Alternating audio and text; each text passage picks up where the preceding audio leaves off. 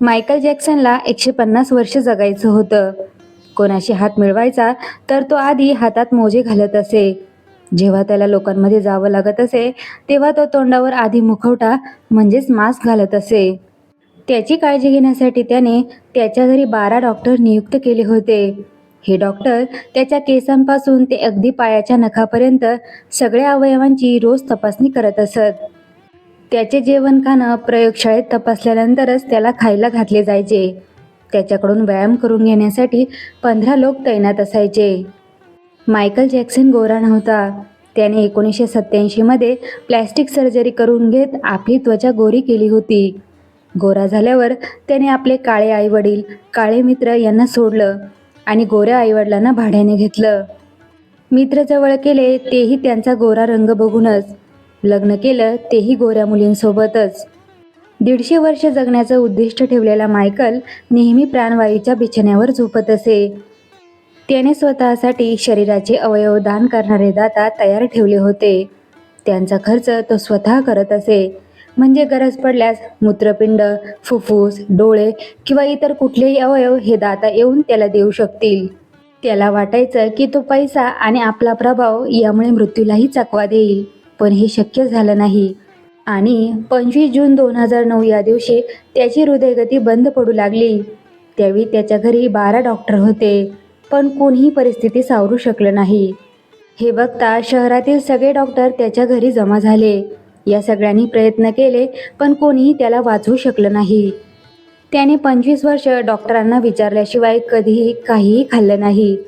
त्याचा शेवटचा काळ जसा जसा जवळ येत गेला तशी तशी त्याची शारीरिक स्थिती बिघडू लागली. ज्याला 150 वर्ष जगायचं होतं, पण त्याची 50शीतच शारीरिक अधोगतीकडे वाटचाल सुरू झाली. आयुर्मान वाढावं म्हणून त्याने जी काही सोय केली होती त्याचा काहीही उपयोग झाला नाही. जेव्हा त्याच्या शवाचं विच्छेदन करण्यात आलं तेव्हा डॉक्टर म्हणाले की त्याचं शरीर म्हणजे फक्त हाडांचा सापळा झाला होता. तो टकला होता. त्याच्या बरगड्या, खांदा यांची हाडं तुटलेली होती. त्याच्या शरीरावर असंख्य सुई टोचल्याचे निशाण होते. प्लॅस्टिक सर्जरी केल्याने त्याला जो त्रास व्हायचा त्यावर उपाय म्हणून त्याला रोजच्या रोज अँटीबायोटिकची अनेक इंजेक्शन घ्यावी लागत असे.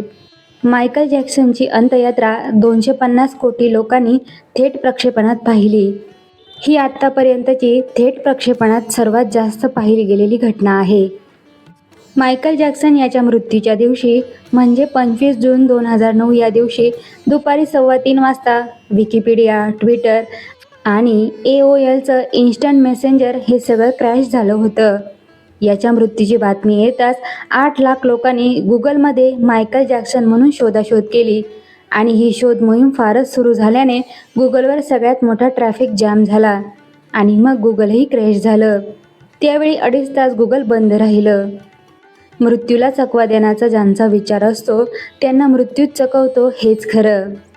4 दिवसांचा थाट, ऐश, पैसा, श्रीमंती आणि यामुळे येणारा माज, कशाला तो?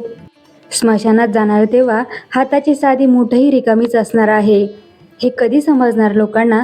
कदाचित कधीच नाही. म्हणूनच सिकंदरने सांगितले होते, मी मरताना माझे दोन्ही हात मोकळे ठेवा. जगाला दिसावे की मी रिकाम्या हाताने जात आहे. हे जीवनाचे सत्य आहे. आनंदात राहा, दुसऱ्याला पण आनंद वाटा आणि आनंदाने जगू द्या.